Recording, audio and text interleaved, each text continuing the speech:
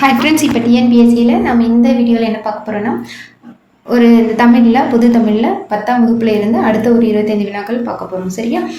இது நம்ம புக்குக்குள்ளே இருந்து லைன் பை லைனாக எந்த அளவுக்கு பாசிபிள் வினாக்கள் எடுக்க முடியுமோ அந்த வினாக்கள் எடுத்து நாம் வீடியோ டெஸ்ட்டாக எழுதிட்டுருக்குறோம். அதில் 11வது டெஸ்ட் இது. 25 வினாக்கள் பார்க்க போகிறோம். வீடியோவை முழுமையாக பாருங்கள். டெஸ்ட்டு மாதிரி அட்டன் பண்ணி பார்த்தீங்கன்னா கண்டிப்பாக உங்களுக்கு அது பயனுள்ளதாக இருக்கும். வீடியோக்குள்ளே போகலாம் வாங்க. முதல் கொஷின் பாருங்கள். கருந்துளை என்ற கோட்பாட்டை முதலில் குறிப்பிட்டவர். கருந்துளை அந்த செயற்கை நுண்ணறிவு அந்த லெசனில் இருக்கும். Stephen Hawking, John Wheeler, Hubble, D Martin. விடை பார்த்தாச்சா? கண்டுபிடிச்சிட்டிங்களா? கருந்துளை என்ற கோட்பாடு, பிளாக் ஹோல்ஸ் அப்படின்னு சொல்லுவாங்க. அது ஒரு ஈர்ப்பு விசை தான். அதுக்குள்ளே போயிடுச்சு அப்படின்னா யாருமே தப்ப முடியாது. அந்த மாதிரி நிறைய கருத்துக்கள் அதுக்கப்புறமா தான் அது வந்திருக்கும். ஆனால் முதல்ல யாரு வெளியிட்டது அப்படின்னு பார்த்தீங்கன்னா விடை என்னதுமா? John Wheeler. சரியா? ஜான் வீலர் அவர் தான் முதல்ல அந்த கருந்துளை, மைய கருந்துளை அந்த கருத்தை கொடுத்துருப்பாரு. அதுக்கப்புறமா நிறைய பேர் ஆராய்ச்சி பண்ணி நமக்கு முடிவுகள் சொல்லியிருப்பாங்க. ஸ்டீஃபன் ஹாக்கிங்கும் அதை பற்றி ஆராய்ச்சி சொல்லியிருப்பாங்க. பட் அவங்களுக்கு முன்னாடி சொன்னது யாருன்னா ஜான் வீலர். அடுத்த வினா பார்க்கலாம். அப்புறம் பாருங்கள், பின் வருவனவற்றில் ஸ்டீஃபன் ஹாக்கிங் அவர்களோட தொடர்பில்லாத விருது. அந்த ஸ்டீஃபன் ஹாக்கிங் இருக்காங்க இல்லையா, அவருக்கு பக்கவாதம் நோயால் பாதிக்கப்பட்டிருப்பாருன்னு சொல்லியிருப்பாங்க. சரியா? மருத்துவர்கள் எல்லாம் சொல்லியிருந்திருப்பாங்க. ஆனாலும் அதையும் தாண்டி அவர் ரொம்ப நாள் உயிரோடு இருந்திருப்பார். நிறைய சாதனைகள், புத்தகங்கள் எழுதியிருப்பாங்க. அப்போ அவருக்கு நிறைய விருதுகள் வழங்கியிருப்பாங்க. அந்த விருதுகள் பெயர் தான் இதில் கீழே கொடுத்துருக்குறாங்க. காஃப்லி பதக்கம், உல்ஃப் விருது, அடிப்படை இயற்பியல் விருது, நியூட்டன் நினைவு விருது. இதில் ஒன்று மட்டும் அவர் வழங்கப்பெறாத ஒரு விருது.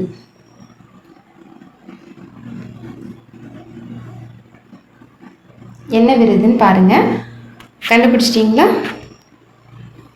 ஓகேவா? விடை என்னது அப்படின்னா நியூட்டன் நினைவு விருது. நியூட்டன் நினைவு விருது தான் அவங்க பெறாதது. அப்போ அவங்க வாங்கியிருக்கிறது எதெல்லாம் பார்த்துக்கோங்க. காப்லி, உல்ஃப், அடிப்படை இயற்பியல் விருது. யாருமா? Stephen Hawking. அடுத்த வினாக்கு போகலாம்.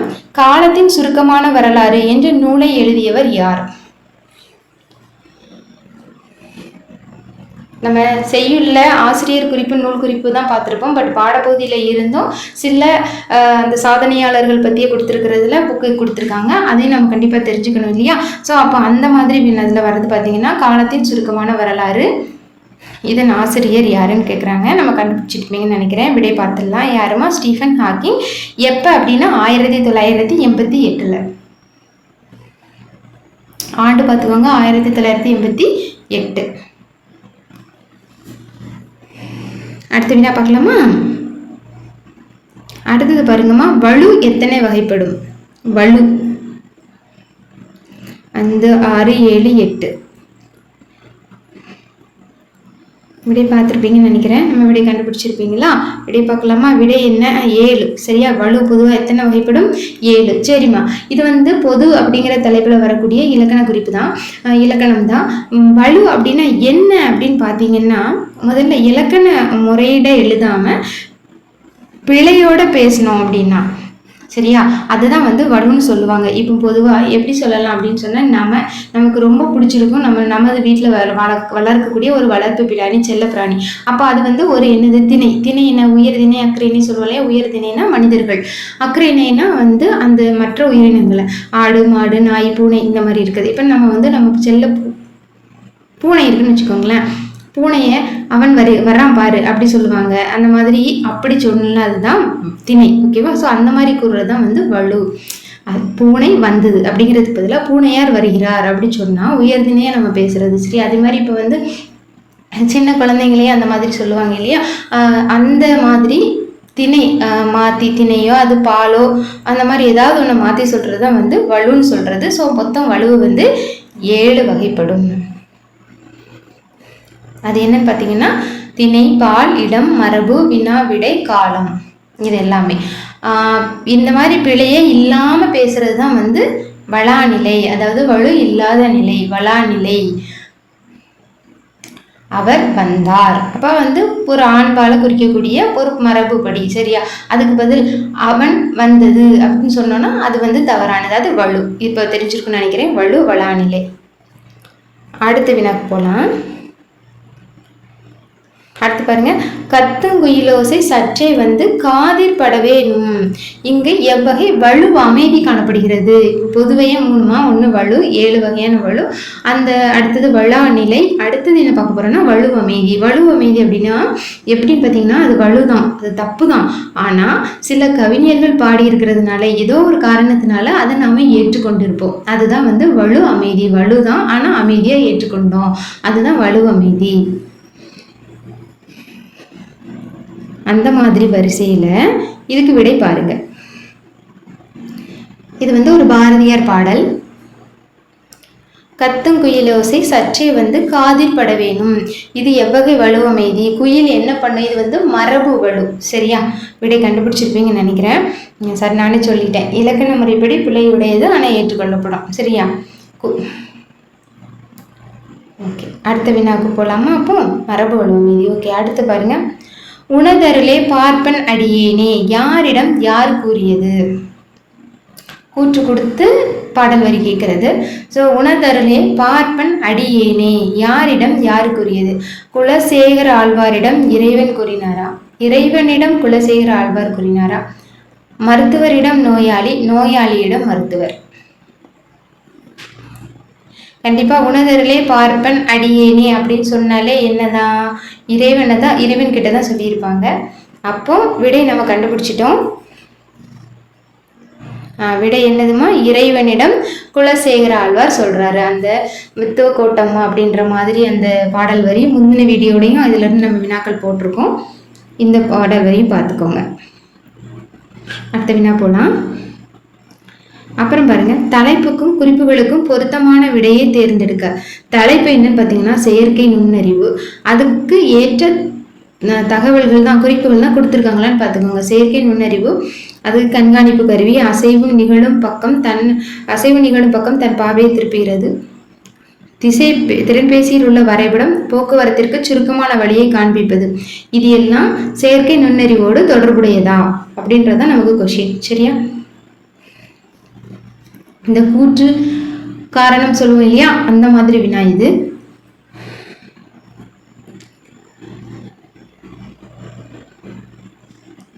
செயற்கை நுண்ணறிவு, கண்காணிப்பு கருவி. அப்போ ஆன்சர் பார்த்துட்டீங்களா?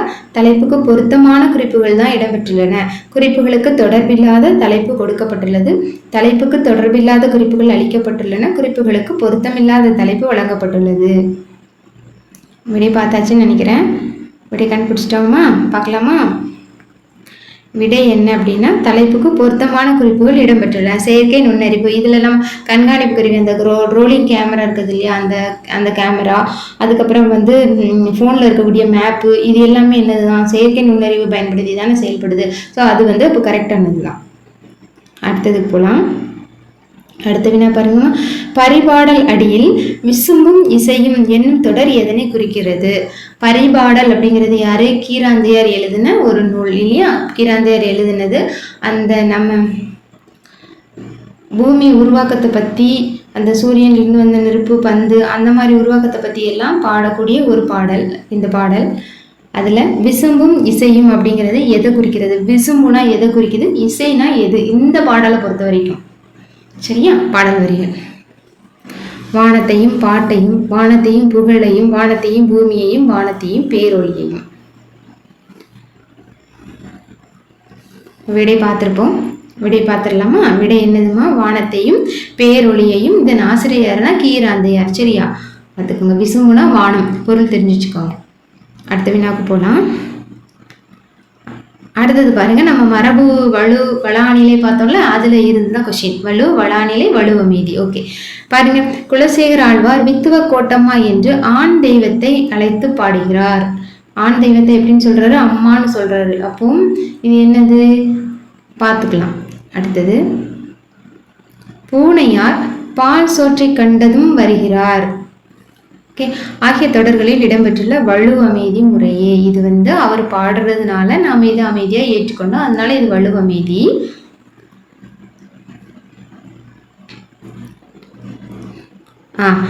வித்துவ கோட்டம்மா இது என்னது? ஆண்பால் பெண்பால். அப்போ அது என்னது? ஒரு பால். மாற்றி சொல்கிறாங்களா? ஓகே. அதே மாதிரி பூனையார் பால் சோற்றை கண்டதும், பூனையார் யார்? பூனைங்கிறது என்னது? ஒரு அக்ரிணை. அதை உயர் திணையா அவர் நம்ம சொல்கிறோம். அப்போ இது என்னது? திணை வலுவ மீதி. சரியா? அப்போ விடை என்னது? கண்டுபிடிச்சிட்டோம்னு நினைக்கிறேன். விடை என்னதுமா? பால் வலுவ மீதி, திணை வலுவ மீதி. அடுத்த வினா பார்க்கலாமா?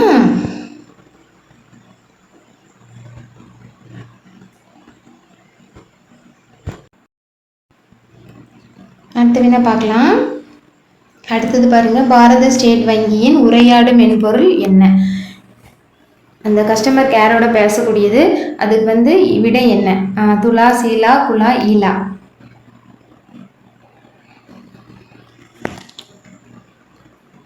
விடை என்னதுமா? இல்லா. சரியா? விடை பார்த்தாச்சு. அதே மாதிரி பெப்பர் அப்படிங்கிறது ஜப்பான் உருவாக்குனது. ஓகே. அந்த ஜப்பான் உருவாக்கிய எந்திர மனிதனுக்கு பேர் என்னன்னு கேட்டாங்கன்னா பெப்பர். அடுத்த வினா பார்க்கலாம். கண்டிப்பாக ஒரு மொழிபெயர்ப்பு கேட்கலாம், தமிழாக்கம்.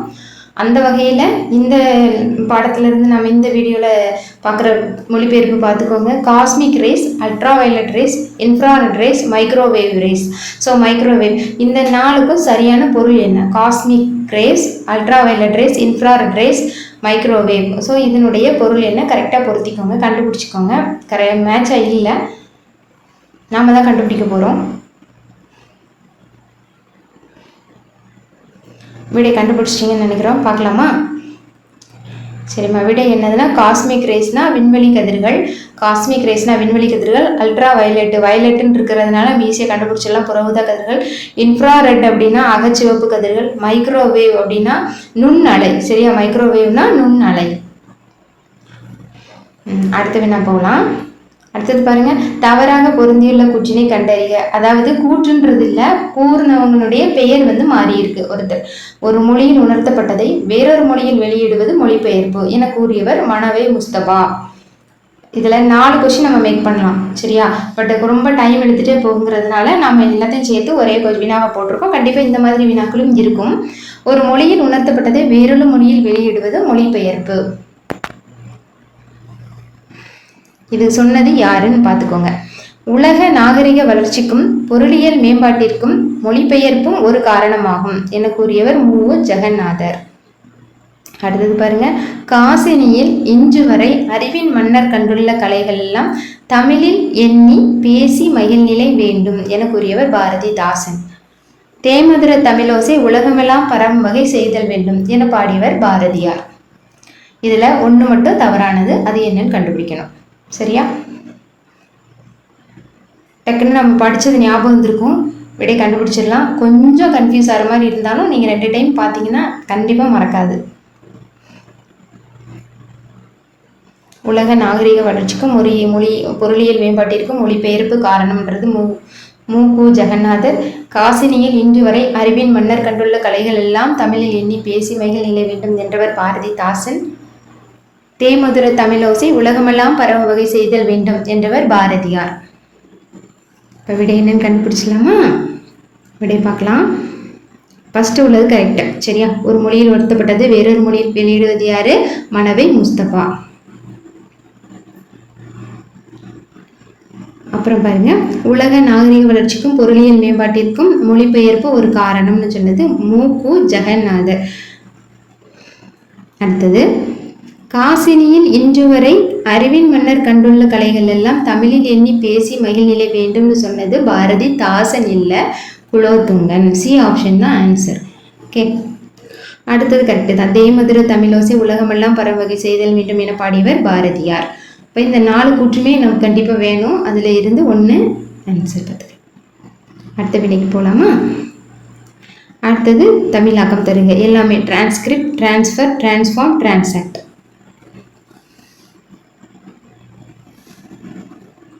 எல்லாமே டிரான்ஸ்னு இருக்குது. அதனால் இந்த வினாவை நம்ம ஞாபகத்துக்கலான்னு எடுத்திருக்கு. நிறைய பொருளாக்கம் இருக்குதுமா, இருந்தாலும் நமக்கு கொஞ்சம் கன்ஃபியூஸ் ஆகிற மாதிரி இருக்கிற வினாக்களை தானே திருப்பி பார்க்கணும். மற்றெல்லாம் நம்ம படித்தோம்னா ஞாபகம் வந்துடும். விடை பார்த்துட்டிங்கன்னு நினைக்கிறேன். விடை பார்க்கலாம்.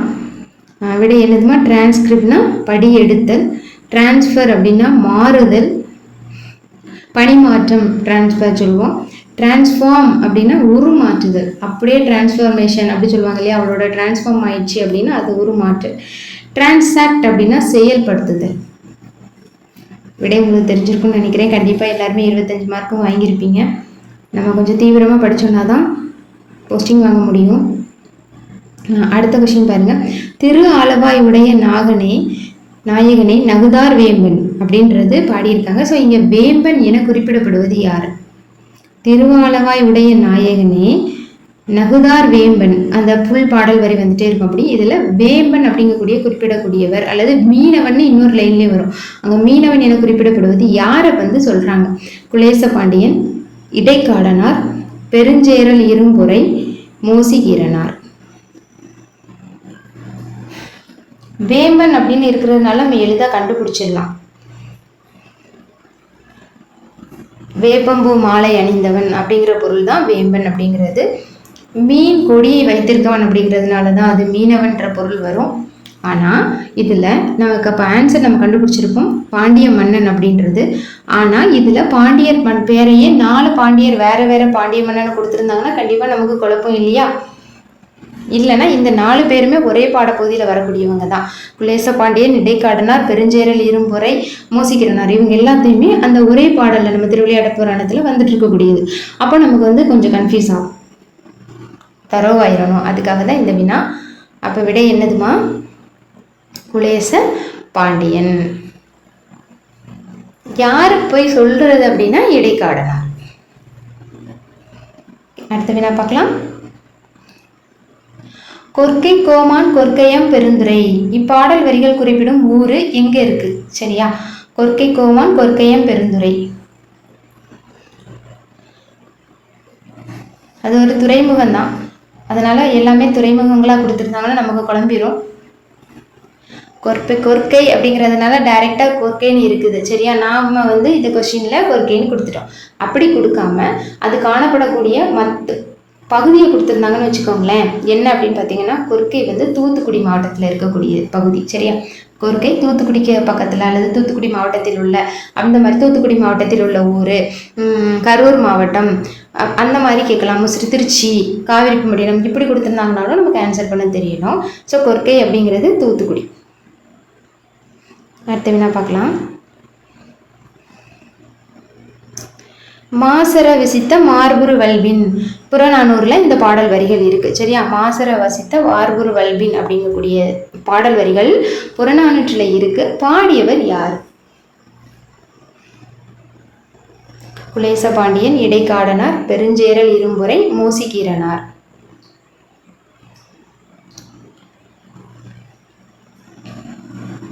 விடை பார்த்துருப்பீங்க. விடை பார்க்கலாமா? என்னம்மா? யாரு? மோசிகீரனார். என்ன பண்ணியிருப்பாரு?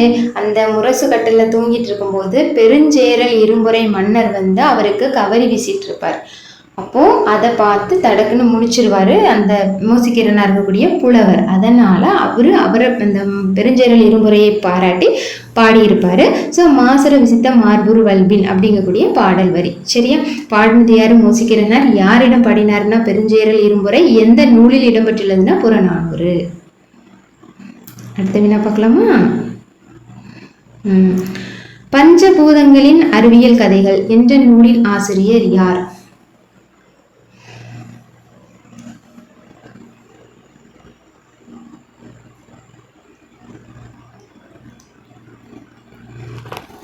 விடை கண்டுபிடிச்சிடலாமா?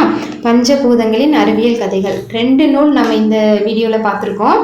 ஒன்று வந்து என்னதுமா? காலத்தின் சுருக்கமான வரலாறு. காலத்தின் சுருக்கமான வரலாறு யார் எழுதினது? ஸ்டீஃபன் ஹாக்கிங் எழுதினது. இதனுடைய ஆசிரியர் பஞ்சபூதங்களின் அறிவியல் கதைகள் தமிழ்ச்செல்வன், ஸ்டீஃபன் ஹாக்கிங், நீலமணி டொபரோ பர்னாந்து.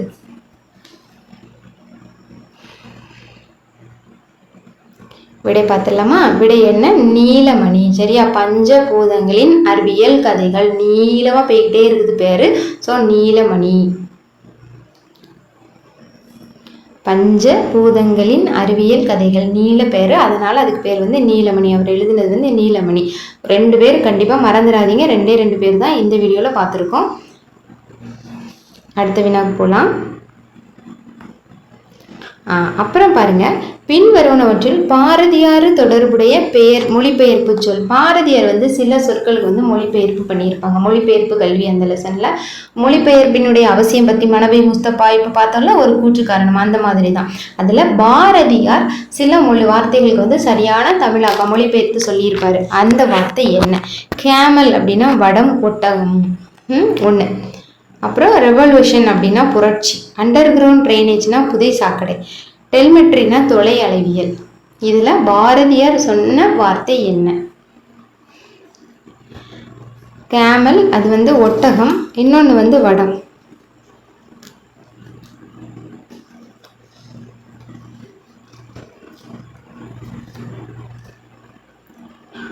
விடை பார்த்துட்டோமா? கண்டுபிடிச்சாச்சா? விடை பார்த்துடலாமா?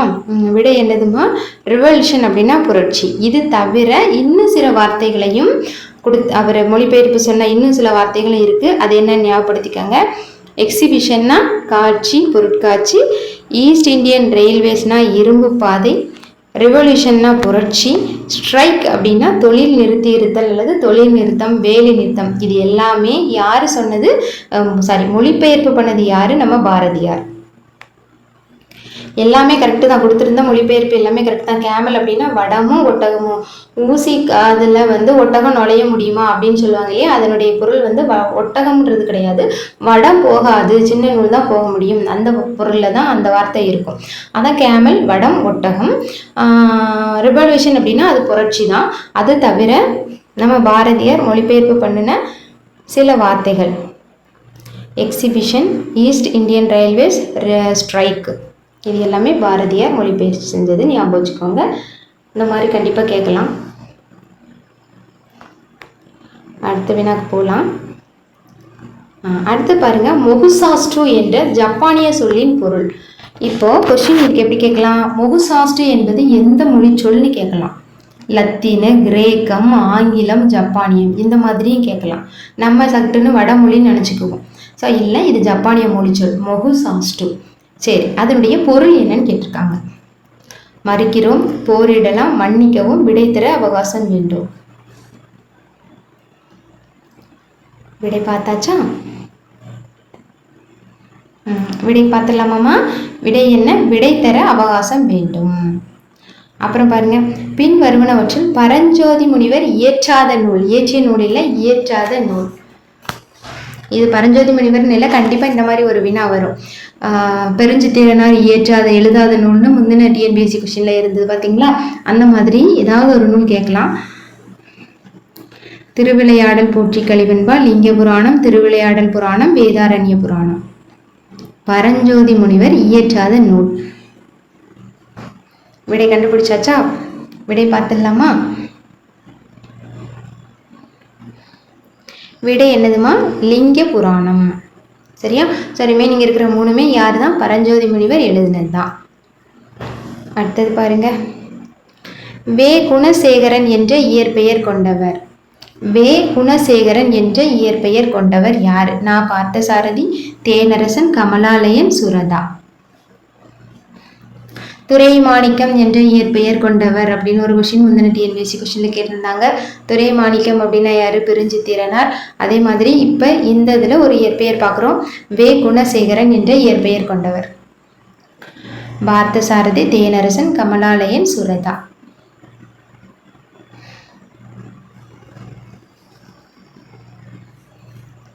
சரி, விடை பார்த்துடலாம். விடை கண்டுபிடிச்சிருப்பீங்க. யாருமா? கமலாலயன். இது என்ன? உனக்கு படிக்க தெரியாது அப்படிங்கக்கூடிய ஒரு நூலை வந்து தமிழில் எழுதியிருப்பார். அதுதான் நம்மளுடைய துணைப்பாட பகுதியில் இருக்கக்கூடியது. இதனுடைய ஆசிரியர் கமலாலயன். அவருடைய இயற்பெயர் வந்து குணசேகரன். சரியா? அடுத்தது போகலாம். வினா மற்றும் விடையின் சரியான எண்ணிக்கை. வினா மற்றும் விடை. வினா எத்தனை வகைப்படும், விடை எத்தனை வகைப்படும் கேட்டோம்னா கண்டினியூஸாக இதுவே தனியாக ஒரு வீடியோ நிறைய டைம் இருக்கும். திருப்பி திருப்பி அதையே நம்ம படித்தாச்சு, நமக்கு தெரியும். இதெல்லாம் நம்ம சின்ன வயசுலேருந்தே படித்தது, மறக்காது. அதனால் டக்குன்னு 2 கொஷின் மட்டும் எடுத்துக்கலாம், ஞாபகப்படுத்தி பார்த்துடலாம். வினா மற்றும் விடையின் சரியான எண்ணிக்கை. விடை பார்த்துடலாமாம்மா? விடை என்னமா 6 மற்றும் 8. 6 வினா. இதெல்லாம் அறிவினா, அறியா வினா, ஐய வினா, கொழல் வினா, கொடை வினா, ஏவல் வினா. ஒன்றை செய்யின்னு சொல்லுவோம் இல்லையா, அதுதான் அறிவினா.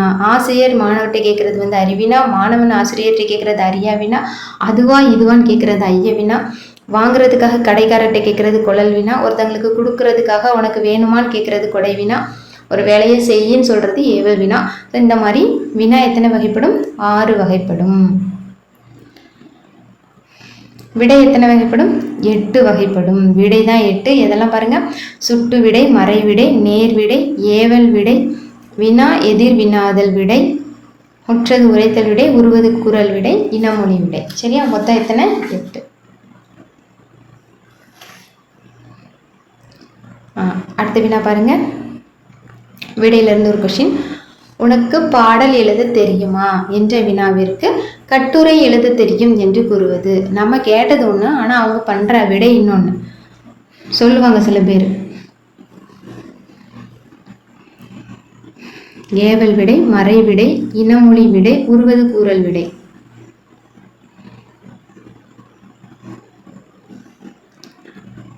கண்டுபிடிச்சிருப்பீங்க. ஆன்சர் என்னதுமா? இனமொழி விடை. ஒன்றை கேட்டால் அதுக்கு இனமான இன்னொன்று நம்ம சொல்றது. சரியா? பாடல் எழுத தெரியுமானா இல்லை, அதுக்கு பதிலாக கட்டுரை எழுத தெரியும் அந்த மாதிரி சொல்றது. அதுக்கு இனமான இன்னொன்று. பாட தெரியுமானா ஆட தெரியும்னு சொல்றது. சரியா? அந்த மாதிரி வந்தா அது இனமொழி. அடுத்து வேணா பார்க்கலாம். மற்றைய நோக்காது அடித்தரும் வான்பொருள் அற்றற்று ஒழுகும் அக்தையாற்று புனலே என நன்னூல் குறிப்பிடுவது. இது நம்ம பொருள்கோள்ல வந்துருச்சு. சரியா? பொதுவாக பொருள்கோள்னா 8 வகைப்படும். பொருள் நாமளே வந்து அந்த பாடல் படித்து பொருள் கொண்டு வந்துக்கணும். அந்த பொருள்கோள் மொத்தம் 8 வகையாக இருக்குது. அதில் இது வந்து நன்னூல் வந்து ஒவ்வொரு பொருள்கோளுக்கும் ஒரு விளக்கம் கொடுத்துருக்கோம். இப்போ நமக்கு கொடுத்துருக்கிறது பாருங்க. மற்றைய நோக்காது அடிதோறும் வான்பொருள் அற்றற்று ஒழுகும். வான் பொருள் என்னது? வான்லேருந்து வரக்கூடிய பொருள். அது வந்து அப்படியே போயிட்டே இருக்கும். அக்தையாற்று புனலேனா நீர் மாதிரி போய்கிட்டே இருக்கும். அது என்ன வகையான பொருள்கோள்? நிரல் நிறை பொருள்கோள், கொண்டு கூட்டு பொருள்கோள், ஆற்று நீர் பொருள்கோள், மொழி மாற்று பொருள்கோள். விடை பார்த்துடலாமா?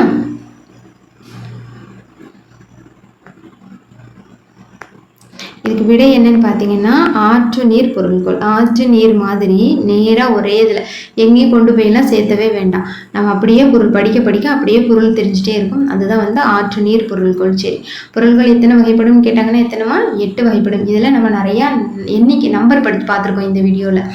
வகைகள் வினா எத்தனை, விடை எத்தனை, வலு எத்தனை, வல்லா நிலை, வலுவமேவி, அது போக இப்போ என்ன பார்க்குறோன்னா பொருள்கோள் பார்க்குறோம். பொருள்கோள் வந்து 8 வகைப்படும். அது எதெல்லாம் பார்த்துக்கோங்க.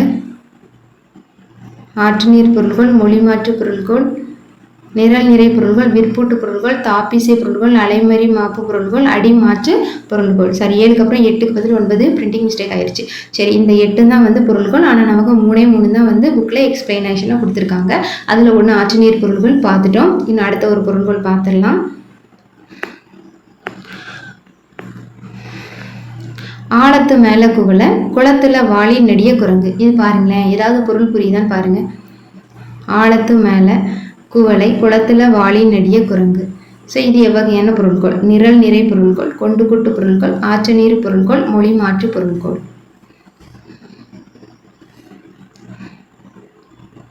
விடை பார்த்துடலாமா? இதுக்கு விடை என்னதுமா? கொண்டு கூட்டு பொருள்கள். நம்ம அதுக்கு ஏற்ற மாதிரி கொண்டு போய் வந்து வார்த்தைகளை சேர்த்து நம்ம பொருள் படிக்கணும். சரியா?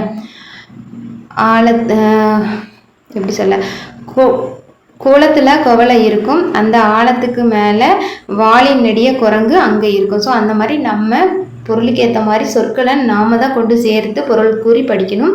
அதுக்கு பேர் தான் வந்து கொண்டு கூட்டு பொருள்கோள். இந்த வீடியோவில் நாம் வந்து ஒரு 25 வினாக்கள் பார்த்துட்டோன்னு நினைக்கிறேன். நீங்கள் 25 கொஸ்டின் மார்க்குக்கு எத்தனை 25 மார்க்ஸ் வாங்கிட்டீங்களான்னு செக் பண்ணி பார்த்துக்கோங்க. வீடியோவை முழுமையாக பார்த்த எல்லாருக்குமே முதல்ல ரொம்ப நன்றி. கண்டிப்பாக உங்களுக்கு இது பயனுள்ளதாக தான் இருந்திருக்கும். புக்கை நல்லா தரவாக படிங்க. ஒரு டைமுக்கு 2 டைம் படிச்சுக்கோங்க. அப்போ உங்களுக்கு அது வந்து பயனுள்ளதாக இருக்கும். நம்ம அடுத்த வீடியோவில் அடுத்து 25 கொஸ்டின் பார்க்கலாம். ஃப்ரெண்ட்ஸ், கண்டினியூஸாக நம்ம வீடியோ பார்க்கலாம் அப்படின்னா சேனலை மறக்காமல் சப்ஸ்கிரைப் பண்ணுங்கள். உங்களுக்கு பிடிச்சிருந்தா ஒரு லைக் பண்ணுங்கள். இது எனக்கு அடுத்த வீடியோ போடுறதுக்கும் யூஸாக இருக்கும். ரொம்ப டைம் எடுக்க வேண்டாம் அப்படிங்கிறதுனால நம்ம சீக்கிரமாக வினாக்களே பார்த்துட்ருக்கோம். ப்ரிப்பேர் பண்ணுற எல்லாருக்குமே அது கண்டிப்பாக புரியும். ஸோ அடுத்த வீடியோவில் நம்ம இன்னொரு அடுத்த வீடியோ 25 வினாக்கள் பார்க்கலாம். தேங்க்யூ.